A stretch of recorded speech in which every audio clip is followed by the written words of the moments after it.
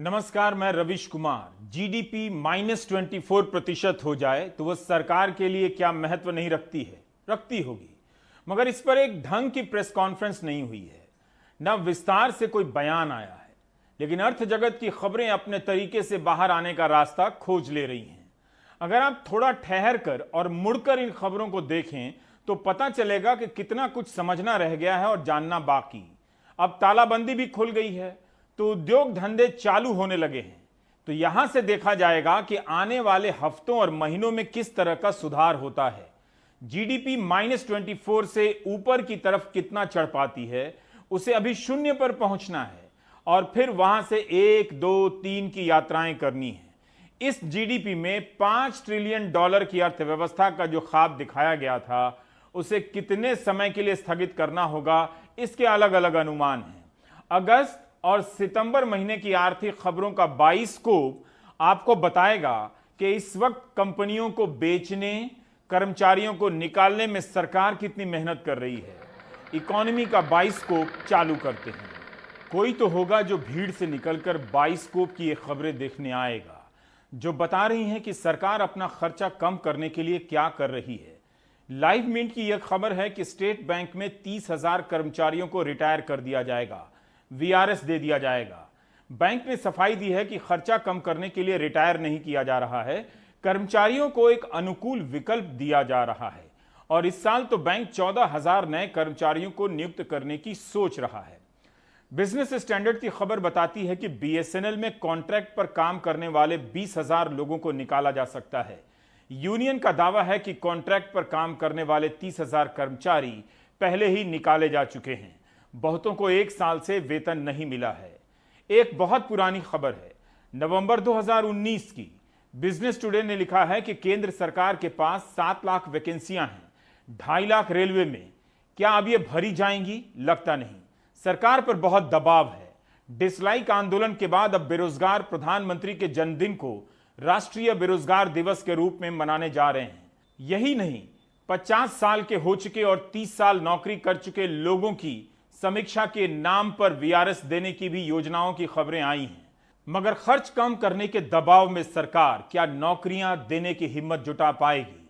आंदोलन तो ट्विटर पर पुरानी पेंशन योजना बहाल करने को लेकर भी हो रहा है, तो क्या पेंशन योजना बहाल हो पाएगी? खर्चा कम करने के अलावा सरकार को खर्चा चलाने के लिए पैसा भी तो चाहिए। बाइस्कोप की यह खबर हिंदू बिजनेस लाइन की है।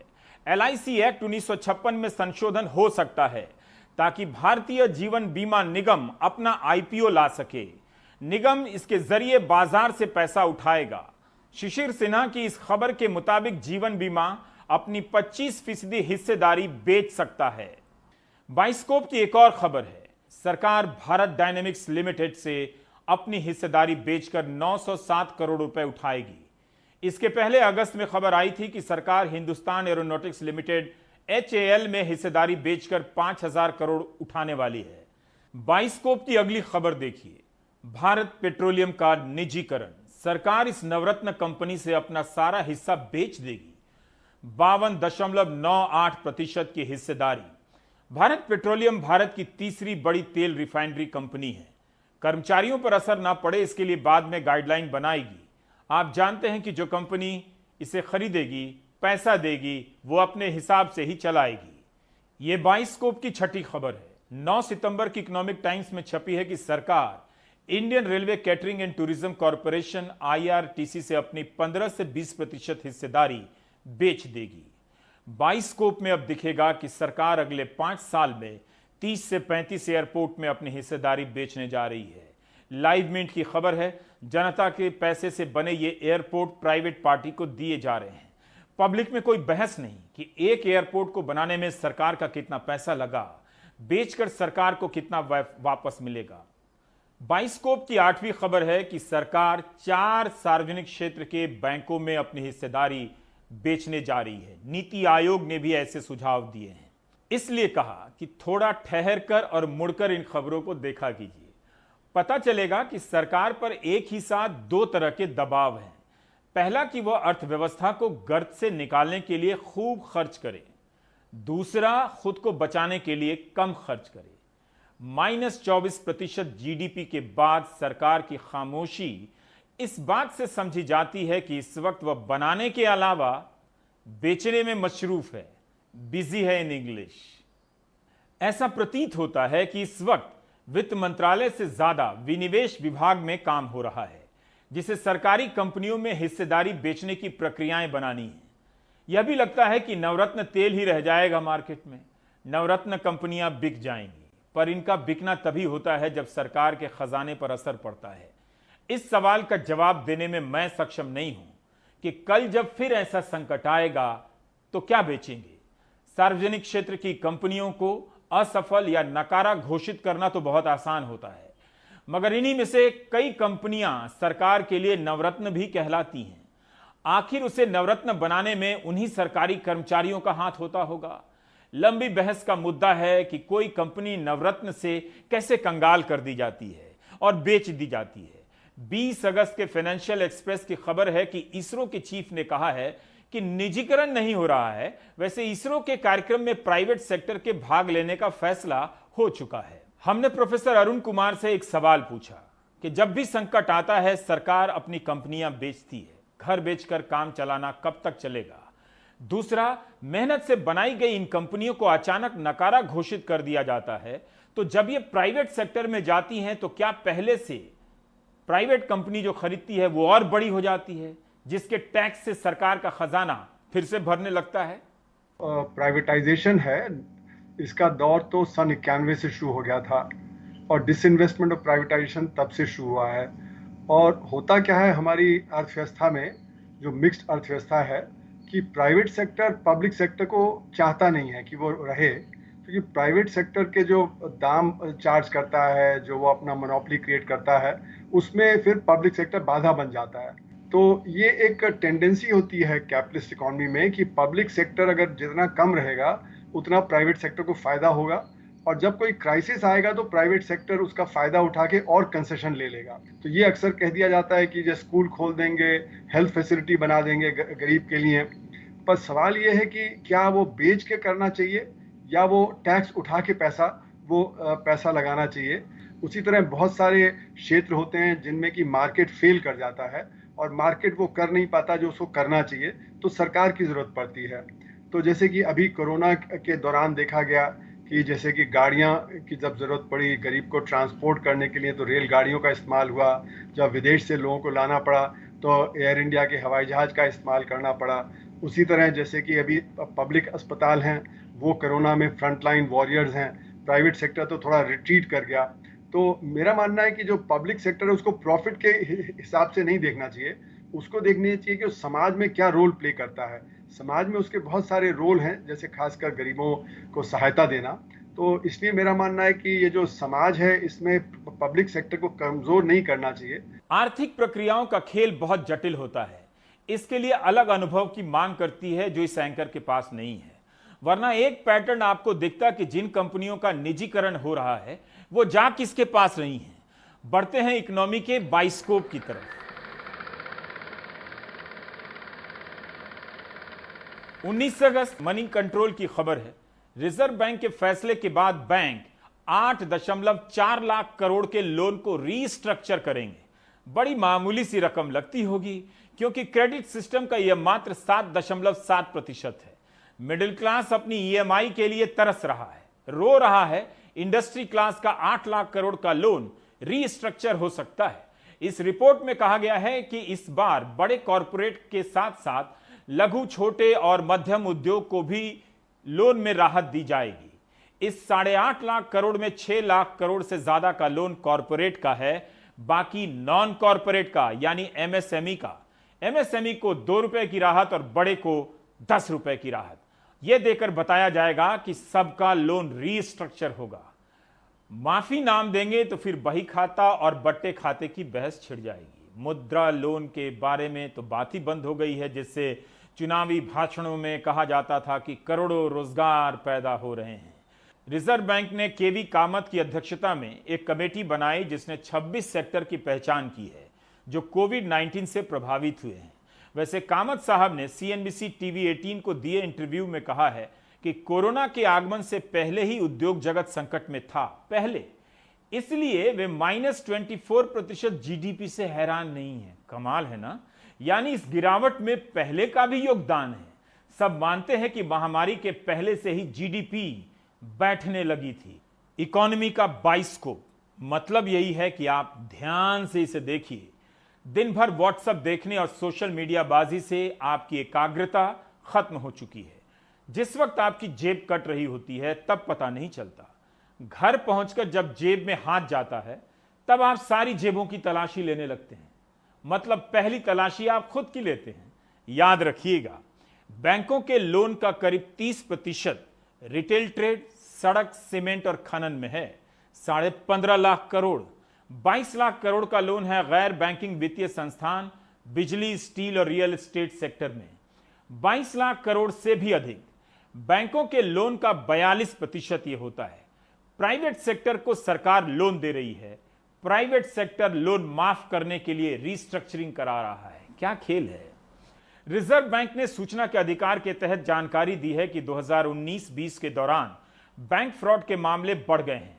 84,545 मामले दर्ज हुए हैं और 1,85,000 करोड़ का बैंक फ्रॉड हुआ है। 2G की कथित 2 लाख करोड़ की राशि का आज तक पता नहीं चला। वो हवा मिठाई थी, लेकिन यहां तो 1,85,000 करोड़ का फ्रॉड हो गया। बाजार में मांग नहीं बढ़ रही है।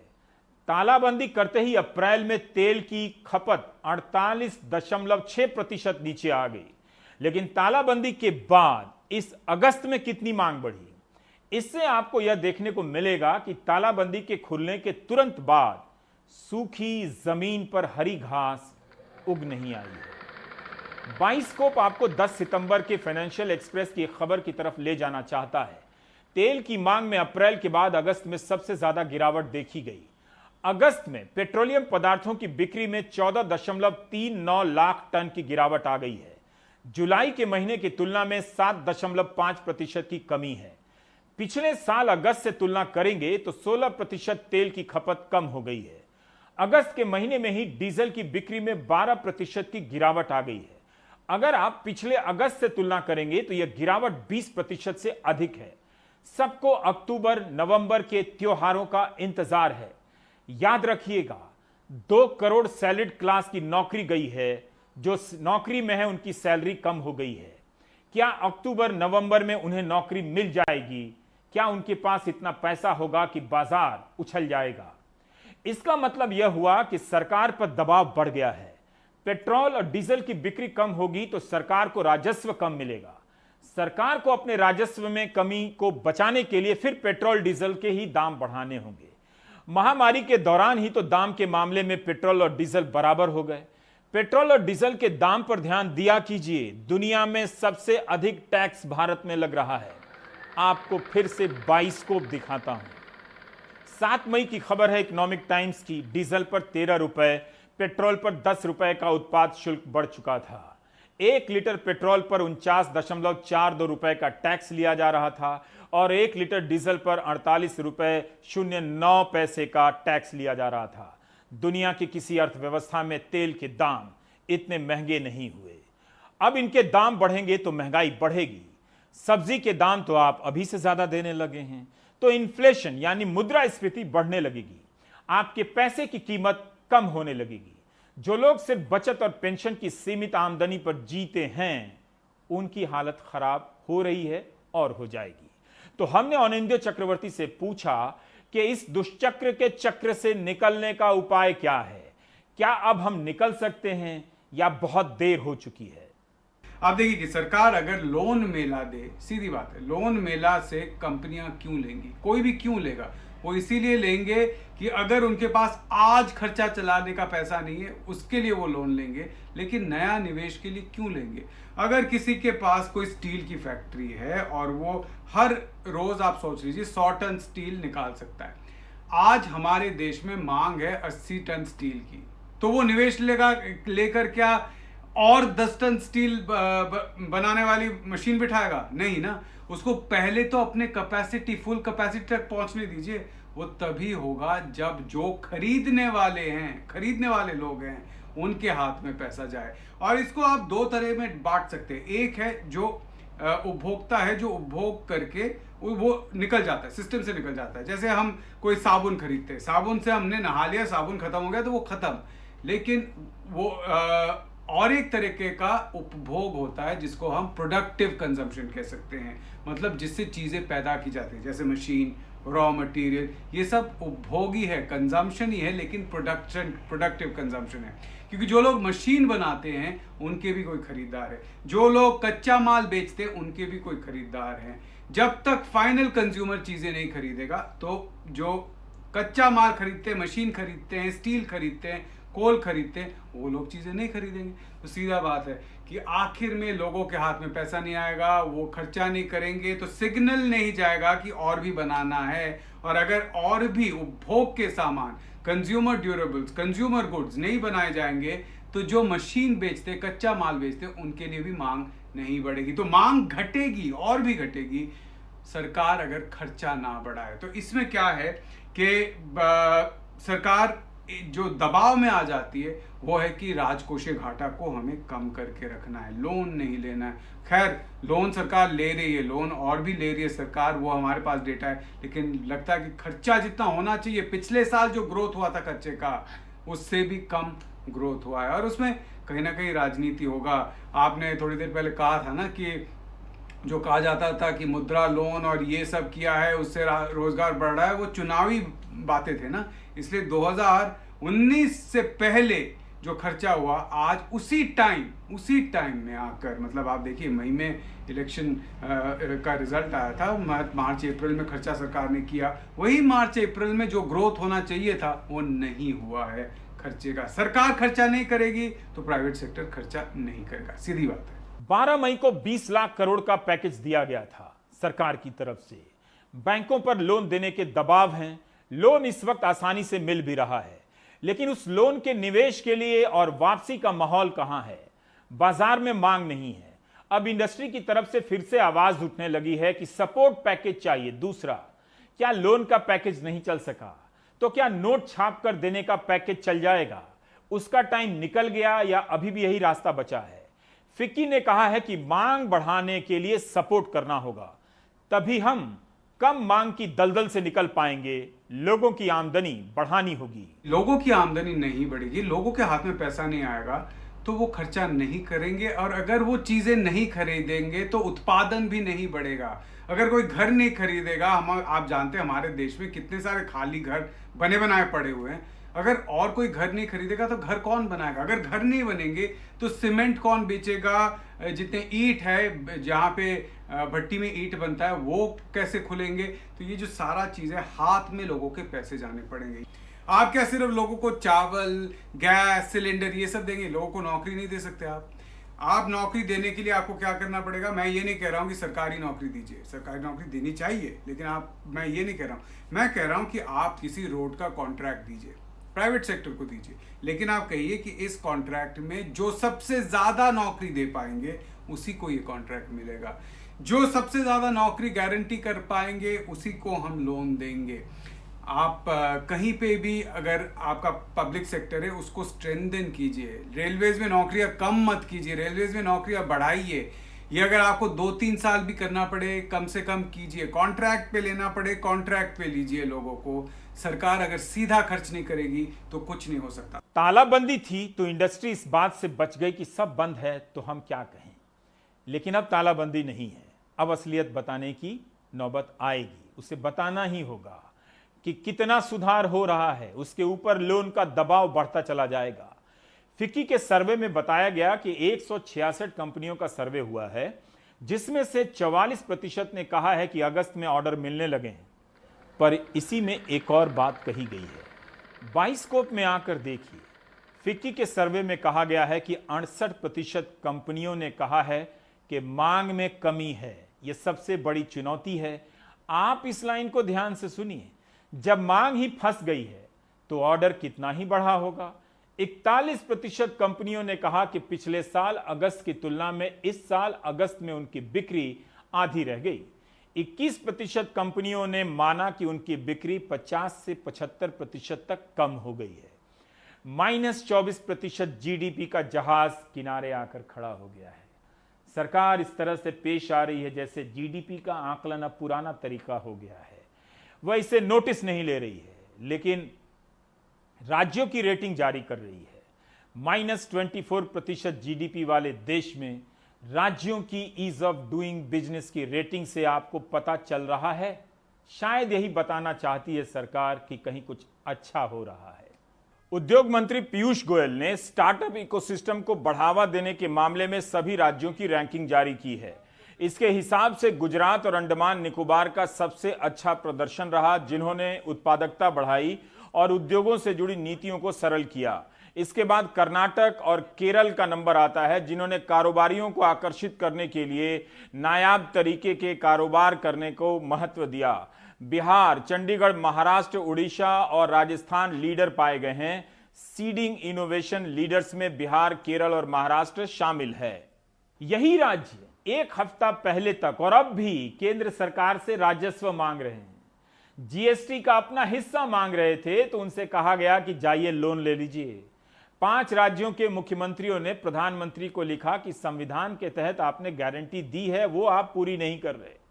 पीयूष गोयल ने रेटिंग जारी कर नई हेडलाइन तो बनवा दी, लेकिन आप बाइस्कोप देखिए मेरे साथ। 9 सितंबर की खबर है, राज्यों को अगर जीएसटी का हिस्सा नहीं दिया गया तो उन्हें अपने खर्चे में 3 लाख करोड़ रुपए की कटौती करनी पड़ेगी।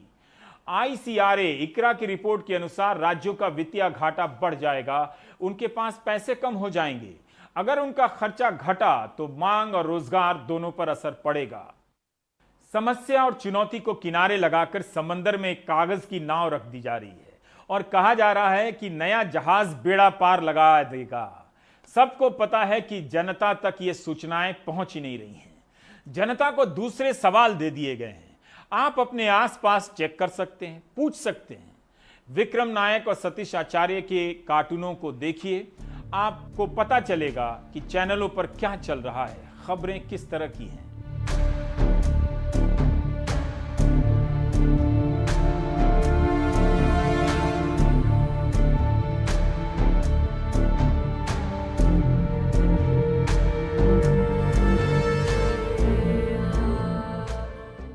सरकार के पास पैसा नहीं है, केंद्र और राजस्व दोनों के पास पैसे नहीं है, इंडस्ट्री के पास पूंजी नहीं है, लोन मिल रहा है मगर बाजार में मांग नहीं है।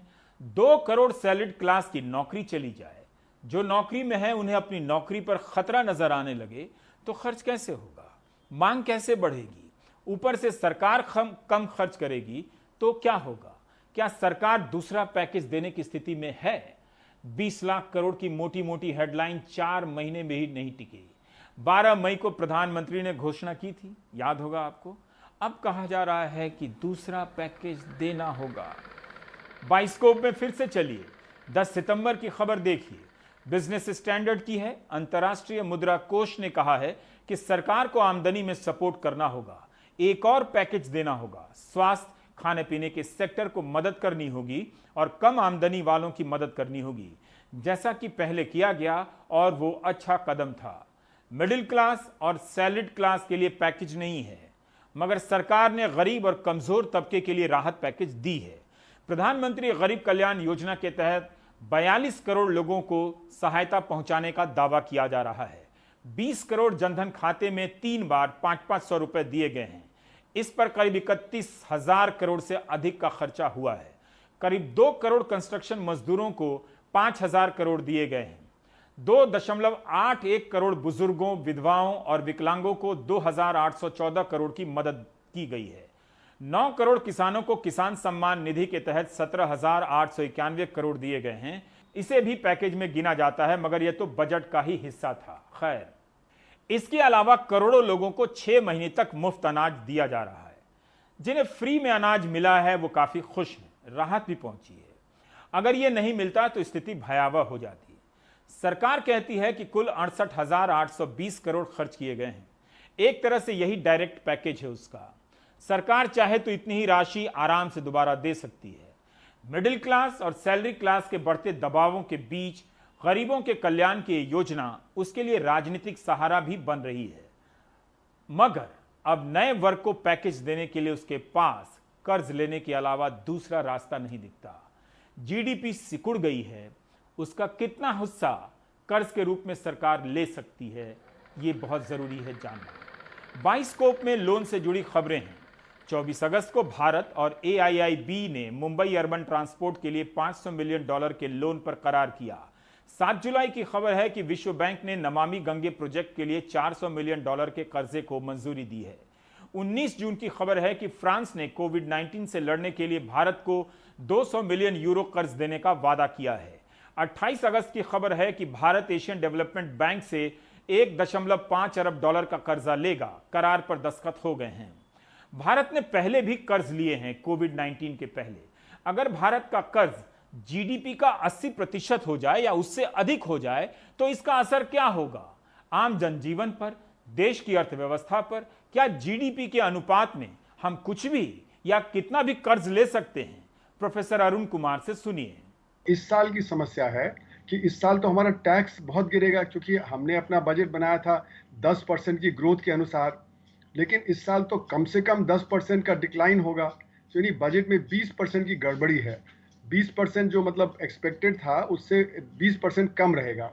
और जैसे मैंने पहले भी कहा है कि इस बार तो रेट ऑफ ग्रोथ -30% तक पहुंच सकता है। तो अगर रेट ऑफ ग्रोथ -30% हुआ तो मतलब 40% की गड़बड़ है। पर अगर हम 10% की भी गिरावट को मान के चलें तो 20% तो हमारा जो सारा बजट का जो खेल गलत हो गया। हमारा रेवेन्यू गिर जाएगा 20-30%, हमारे एक्सपेंडिचर बढ़ जाएगा कोविड वगैरह पे। तो इसलिए बहुत ज़्यादा बोरो करना पड़ेगा। लेकिन इस समय क्योंकि बहुत सारी इंडस्ट्री बंद पड़ी है और वो काम नहीं कर पा रही है और डिमांड एकदम ख़त्म हो गई अर्थव्यवस्था में, क्योंकि बेरोज़गारी हो गई है, तो इस बार बोरो करने में कोई इतना ज़्यादा परेशानी नहीं होना चाहिए। और हमको इस बार बोरो करके खर्च करना पड़ेगा, जिससे कि जो इंडस्ट्री वगैरह कम काम कर रही है, जो डिमांड कम है, उसको हम बूस्ट कर लें। अगर वो नहीं करेंगे तो इंडस्ट्री और भी डाउन हो जाएगी, फिर हमारा डिक्लाइन और हो जाएगा। तो इस साल एक स्पेशल परिस्थिति है जिसमें कि हमारा डेफिसिट बढ़ता है और उससे बोरोइंग बढ़ती है, तो उससे कोई नुकसान नहीं है। वो आगे जब हमारी ग्रोथ होगी तो उससे जो फिर जो रेवेन्यू बढ़ेगा उससे हम उसको पे कर सकते हैं और आगे चल के इस स्थिति को संभाल सकते हैं और टैक्स ज़्यादा लगा सकते हैं उस समय। इस समय तो टैक्स भी हमारा कम हो जाएगा, क्योंकि जो ग्रोथ ही कम हो गई है। जब ग्रोथ होगी तो टैक्स भी बढ़ेगा। तो इसलिए अभी कोई परेशानी की बात नहीं है। एक खबर इस बीच आपकी नजर से चूक गई होगी। 9 सितंबर की है। सिंगापुर में काम करने वाले कई भारतीयों की नौकरी चली गई। वे भारत लौट रहे हैं। ऐसी ही खबरें खाड़ी के देशों से भी आ रही हैं। PTI के हवाले से आई इस खबर के अनुसार हर दिन 100 भारतीय नागरिक सिंगापुर दूतावास में अपना रजिस्ट्रेशन करा रहे हैं। वे भारत लौटना चाहते हैं। अभी तक 11,000 भारतीयों ने रजिस्ट्रेशन कराए हैं। अर्थव्यवस्था का संकट हमारे टीवी स्क्रीन से कहीं ज्यादा बड़ा है। वैसे TRP की जंग चल रही है टीवी की दुनिया में, रेटिंग और राजस्व के लिए, लेकिन पत्रकारों की नौकरियां भी जा रही हैं, उनकी सैलरी भी कम हो रही है।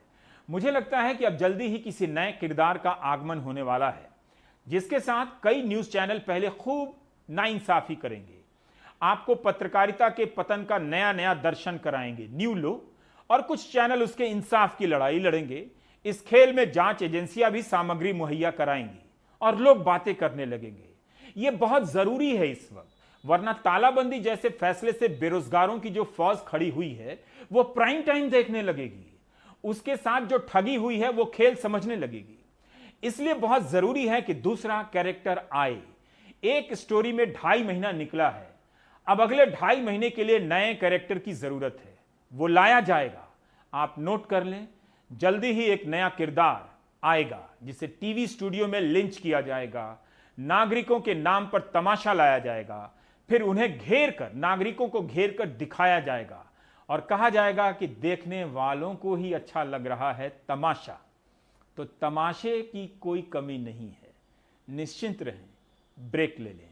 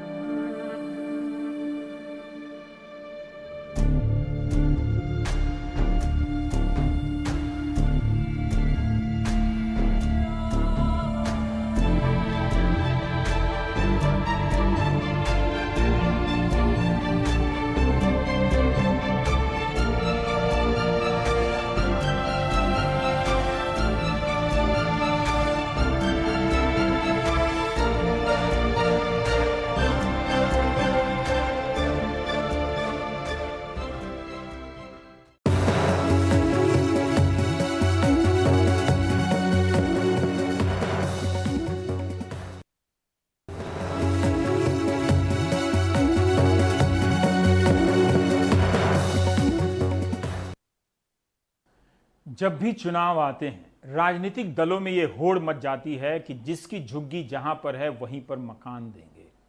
लेकिन सुप्रीम कोर्ट ने दिल्ली में 48,000 रेलवे की जमीन पर बनी झुग्गियों और अतिक्रमण के मकानों को 3 महीने के हटाने के आदेश दे दिए। इतनी बड़ी संख्या में लोगों के घर उजाड़े जाएंगे, रेलवे ने नोटिस भेजना शुरू कर दिया है। और अब हो रही है राजनीति। कांग्रेस अदालत पहुंच गई है तो आम आदमी पार्टी और बीजेपी दोनों एक दूसरे पर आरोप लगा रहे हैं। रविश रंजन की यह रिपोर्ट देखिए। तुगलकाबाद रेल पटरियों के किनारे बनी इस झुग्गी में चित्रा देवी सालों से रहती हैं।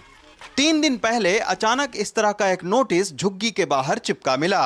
नोटिस का फटा हिस्सा हाथों में है, लेकिन पूरी तरह उजड़ने का अंदेशा इनको परेशान कर रहा है। चित्रा जी, एक नोटिस कहा जा रहा है 8 तारीख को लगाया था। हाँ, तो जब ये नोटिस लगाया था तो क्या बोला गया था? ये सर बोले थे कि ये झुग्गी 3 दिन में अगर नहीं खाली करोगे तो सामान इसी में दाब देंगे तोड़ के, यहाँ से हट जाओ। हम लोग 4 दिन से खाने भी न पा रहे हैं, भूखे मर रहे हैं।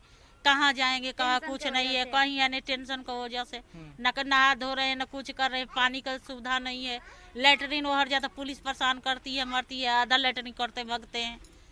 इधर में पानी नहीं मिलता है, उधर उधर चोरी से पानी पीते हैं, लेटरिन नहीं करने का मिलता है, इधर पानी की परेशानी होता है। हम लोग 40 साल से ऊपर रह रहे हैं, 40 साल से ऊपर, 50 साल से सारा राशन कार्ड, आधार कार्ड सब कुछ है। मोदी जी कहे कि जहे जुगी तहे मकान। जो नेता आते हैं कहते हैं पानी का सुविधा दे देंगे, मीटर बैठा देंगे, सब कुछ दे देंगे, कहीं कुछ नहीं करते हैं, जीत लेते हैं। तो इस तरह का नोटिस पाने वालों में हजरा बेगम भी शामिल हैं। जहां झुग्गी वहां मकान का सपना संजोए वो सुकून से रह रही थीं, लेकिन अब इस नोटिस ने उनकी भी नींद उड़ा रखी है। हजरा जी, एक बात बताइएगा, कितने साल से आप यहाँ पर रहते हैं? 94 साल हो गए साहब रहते हुए। हमारे बुढ़ा बुढ़ी को यहीं शादी होके आई थी, बेटी बन के आई थी, बहू बनकर। जब तो इन्होंने रेलवे वालों ने कुछ बोला नहीं था, माई बाप सरकार, मोदी जी ने या किसी ने, आखिर तुम प्रधानमंत्री हो हमारे, हम लोगों को आप उजाड़ोगे। हमने गरीबों ने कतरा कतरा करके मजदूरी करके मकान बनाया, उधर लॉकडाउन लग गया, हमारे पर न पैसा है न रुपया, रांड विधवा बच्चे हैं, कोई किसी पे लूला है, कोई लंगड़ा है, किसी पे कुछ नहीं है, नहीं देखा। जब रेलवे ने क्यों नहीं कहा था हम लोगों से यहाँ झुग्गी मत बनाओ, या नहीं बनेगी। तुगलकाबाद के इस इलाके में करीब 300 से ज्यादा अवैध झुग्गियां पटरी के नजदीक बनी हैं। लेकिन नोटिस मिलते ही बीजेपी, आम आदमी पार्टी और कांग्रेस तीनों ही पार्टियों ने इसका विरोध करना शुरू कर दिया है। बीजेपी के नेता सदन रामवीर बिदुड़ी और आम आदमी पार्टी के प्रवक्ता राघव चड्ढा के बीच ट्विटर वॉर छिड़ गया है, जबकि कांग्रेस के नेता अजय माकन ने दिल्ली सरकार और रेलवे पर गुमराह करने का आरोप लगाकर सुप्रीम कोर्ट का दरवाजा खटखटाया है। सुप्रीम कोर्ट को कौन बताएगा? ना तो मैं वहां पे था, ना मेरा कोई नुमाइंदा वहां पे था, ना वकील झुग्गी वालों का वहां पे था। वहां पे कौन थे? वहां पे दिल्ली सरकार के नुमाइंदे थे, वहां पे रेलवे के नुमाइंदे थे। तो क्या दिल्ली सरकार और रेलवे के नुमाइंदों का फर्ज नहीं बनता था कि वो उनको बताएं सुप्रीम कोर्ट को कि प्रोटोकॉल ये तय हो चुका है? और रेलवे ने उस प्रोटोकॉल को हामी भरी थी। इसी वजह से रेलवे ने Ajay Maken versus union of India में केस डबल बेंच से हारने के बाद उसको सुप्रीम कोर्ट में चैलेंज नहीं किया। और प्रोटोकॉल को दिल्ली सरकार ने ये कह करके बनाया कि ये double bench high court justice Muralidhar की जजमेंट के बेसिस के ऊपर हम लोगों ने इस कोर्ट के आदेश के तहत कि हम प्रोटोकॉल बना रहे हैं, जिसमें सबसे पहले आइडेंटिफाई किया जाएगा, आइडेंटिफाई करके उनको रिहैबिलिटेट किया जाएगा, फिर डिमोलिशन किया जाएगा। तो कोर्ट को कोई बताएगा तो सही। दिल्ली में रेल पटरियों की 60 जगहों पर 48,000 अवैध झुग्गियां बनी हैं, जहां सालों से लोग रहते आए हैं। अब रेल मंत्रालय दिल्ली सरकार के साथ मिलकर इन झुग्गियों को खाली करवाने के लिए रणनीति बना रहा है। कल एक मीटिंग हुई थी ऑनरेबल मिनिस्टर ऑफ रेलवे और जो दिल्ली गवर्नमेंट के मंत्री जी हैं सत्येंद्र कुमार जैन जी के बीच, और आज ही एक बहुत ही डिटेल मीटिंग हुई है जो नॉर्दर्न रेलवे के अधिकारी हैं और दिल्ली गवर्नमेंट के अधिकारी हैं, और उस पे है। और हमें पूरी उम्मीद है कि जो ऑनरेबल सुप्रीम कोर्ट के ऑर्डर्स हैं उसको रेलवे और दिल्ली गवर्नमेंट मिलके उसको इम्प्लीमेंट करेगी। तीनों ही राजनीतिक पार्टियों ने विधानसभा चुनाव में झुग्गी के बदले फ्लैट देने का वादा किया था। करीब 16,000 गरीबों के फ्लैट तैयार भी हैं, लेकिन सालों से उनका आवंटन ही नहीं हो पाया है। एक आंकड़े के मुताबिक दिल्ली में 40% आबादी अनाधिकृत कॉलोनियों में रहती है और इस पर जमकर राजनीति भी होती है। ऐसे में झुग्गी वालों को बिना पुनर्वास किए हटाना रेलवे के लिए खासा चुनौती भरा काम है। दिल्ली से अक्षय डोंगरे और आशीष भार्गव के साथ रवीश रंजन शुक्ला, एनडीटीवी इंडिया।